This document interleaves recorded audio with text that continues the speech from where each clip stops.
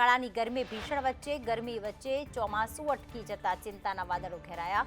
હવામાન વિભાગના મત પ્રમાણે જૂનમાં સરેરાશ કરતાં 20% ઓછો વરસાદ પડ્યો। 12 થી 18 જૂન વચ્ચે ચોમાસામાં કોઈ પ્રગતિ થઈ નથી। તો ભારતમાં જૂન મહિનામાં સામાન્ય કરતાં 20% ઓછો વરસાદ નોંધાયો। આગામી 3 થી 4 દિવસમાં ચોમાસું મહારાષ્ટ્ર, છત્તીસગઢ, ઓડિશા, તટીય આંધ્રપ્રદેશ, ઉત્તર પશ્ચિમ બંગાળની ખાડી, બિહાર અને ઝારખંડના ભાગોમાં પહોંચી શકે। હવામાન વિભાગના જણાવ્યા અનુસાર ભારતમાં 1 થી 18 જૂન વચ્ચે 64.5 મિલીમીટર વરસાદ નોંધાયો છે, જે સરેરાશ 80.6 મિલીમીટર કરતાં 20% ઓછો છે। 1 જૂનથી ઉત્તર પશ્ચિમ ભારતમાં 10.2 મિલીમીટર, મધ્ય ભારતમાં 50.5 મિલીમીટર વરસાદ નોંધાયો। ઉત્તર પ્રદેશમાં ગરમી જીવલેણ સાબિત થઈ। એક જ દિવસમાં ગરમીને કારણે યુપીમાં 171 લોકોના મોત થયા। પૂર્વાંચલમાં 64, કાનપુર, બુંદેલખંડમાં 62 અને અવધમાં 6 લોકોના ભીષણ ગરમીના કારણે મૃત્યુ થયા છે। બુંદેલખંડ અને કાનપુર ડિવિઝનમાં મંગળવારે ગરમીના કારણે 62 લોકોના મોત થયા। કાનપુર અને બુંદેલખંડ જિલ્લામાં ભીષણ ગરમીની અસર વર્તાઈ। ઓરાઈમાં 46.4 ડિગ્રી ગરમી નોંધાઈ હતી। ઉત્તર ભારતના રાજ્યોમાં 10 દિવસ સુધી ગરમીથી રાહત નહીં। મોટાભાગના રાજ્યોમાં પારો 45 ને પાર। હવામાન વિભાગના જણાવ્યા અનુસાર 27 થી 28 જૂનની આસપાસ ચોમાસાના આગમન બાદ જ રાહત મળી શકે છે। દિલ્હી એનસીઆરમાં ભારે ગરમીના કારણે રેડ એલર્ટ જાહેર। દિલ્હીમાં ભીષણ ગરમીના કારણે 24 કલાકમાં 33 લોકોના મોતથી હાહાકાર। મૃતકોમાં મોટાભાગના લોકો ફૂટપાથ પર અને નાઇટ શેલ્ટરમાં રહેતા હતા। રાજ્યમાં ચોમાસાની ગતિ ધીમી છતાં વરસાદ રહેશે। આગામી 7 દિવસ વરસાદી માહોલ રહેશે। આજે મધ્ય દક્ષિણ ગુજરાતમાં મધ્યમથી ભારે વરસાદની આગાહી। રાજ્યમાં આજે વલસાડ, દમણ, દાદરાનગર હવેલીમાં ભારે વરસાદની આગાહી। પંચમહાલ, દાહોદ, વડોદરા, છોટાઉદેપુર, નર્મદા, ભરૂચ અને સુરતમાં પણ વરસાદ રહેશે। સૌરાષ્ટ્રના જૂનાગઢ, અમરેલી, ભાવનગર, ગીર સોમનાથમાં આગાહી। સુરત શહેરમાં વહેલી સવારથી વરસાદ। શહેરના વેડ, ડભોલી વિસ્તારમાં વરસાદ। સિંગણપુર, કતારગામ વિસ્તારમાં પણ વરસાદ। ગીર સોમનાથના વેરાવળમાં વરસાદ। વહેલી સવારથી ધીમી ધારે વરસાદ। વરસાદી માહોલ વચ્ચે વાતાવરણમાં ઠંડક પ્રસરી। વરસાદને લઈને ખેડૂતોમાં ખુશી।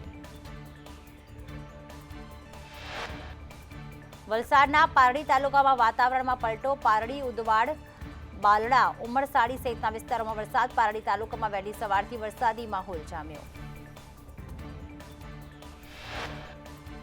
વલસાડમાં મોડી સાંજે વરસાદનું આગમન। ધોધમાર વરસાદથી શહેરના અનેક વિસ્તારોમાં ભરાયા પાણી। થોડા જ વરસાદે વલસાડ પાણી થયું, જેને લઈને પાલિકાની પ્રી મોન્સૂન કામગીરીના ધજાગરા ઉડતા જોવા મળ્યા। વલસાડ તાલુકામાં વાતાવરણમાં આવ્યો પલટો। ભારે પવન સાથે ધોધમાર વરસાદ વરસ્યો। વલસાડ, હનુમાન ભાગડા, કોસંબા, ભાગડાવડા, સરોણ સહિતના ગામોમાં ભારે વરસાદ સાથે પવન સાથે વરસાદના કારણે અનેક વિસ્તારોમાં વીજ પ્રવાહ પણ બંધ થયો। ડાંગના સાપુતારા, આહવામાં વરસાદ વરસ્યો। આહવાના ગ્રામ્ય વિસ્તારમાં વરસાદ વરસતા વાતાવરણમાં ઠંડક પ્રસરી।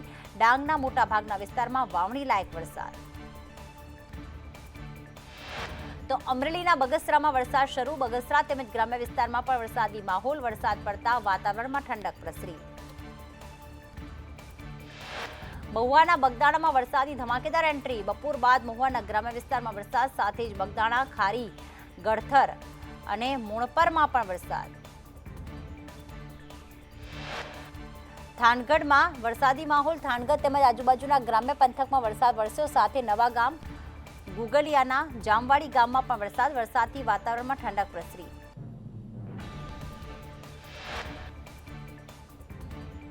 વલસાડ ધરમપુરમાં ધોધમાર વરસાદ। ધરમપુરના રસ્તા ઉપર ભરાયા પાણી। ધરમપુરમાં પ્રી મોન્સૂનની કામગીરી કાગળ પર।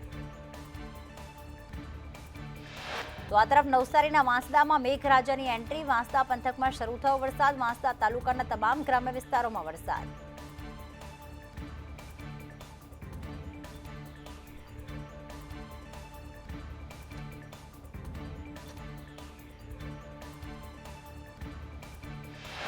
મુખ્યમંત્રી ભૂપેન્દ્ર પટેલની અધ્યક્ષતામાં કેબિનેટની બેઠકમાં અગ્નિકાંડની તપાસના રિપોર્ટને લઈને થશે ચર્ચા।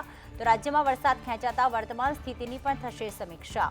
શાળાઓમાં ફાયર સેફટીની પણ થશે ચર્ચા। બેઠકમાં રાજ્ય સરકારના આગામી આયોજનો પર પણ ચર્ચા થશે। રાજ્યમાં સ્કૂલ વાન રિક્ષા એસોસિએશનની હડતાળ બીજા દિવસે પણ યથાવત. ટ્રાફિક પોલીસ અને આરટીઓની કાર્યવાહી સામે નારાજગી. સ્કૂલ વર્ધી એસોસિએશને માંગી છે 2 થી 3 માસની મુદત. પરમિટ મામલે મુદત ન અપાતા વાહન ચાલકો હડતાળ પર. વાલીઓની ચિંતા વધી.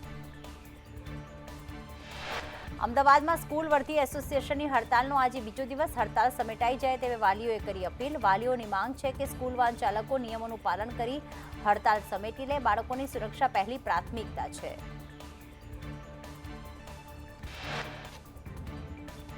તો રાજકોટમાં માલવીયા નગર ફાટકમાં મોટી દુર્ઘટના અટકી. ગેટમેન સૂઈ જતા રેલવે ફાટક રહ્યું ખુલ્લું. ટ્રેન ફાટક નીચે પહોંચતા લોકોએ ગેટમેનને જગાડ્યો. પાયલોટની સમય સૂચકતાના કારણે તેણે ટ્રેન ધીમી પાડી. પાયલોટની સમય સૂચકતાથી દુર્ઘટના ટળી ગઈ.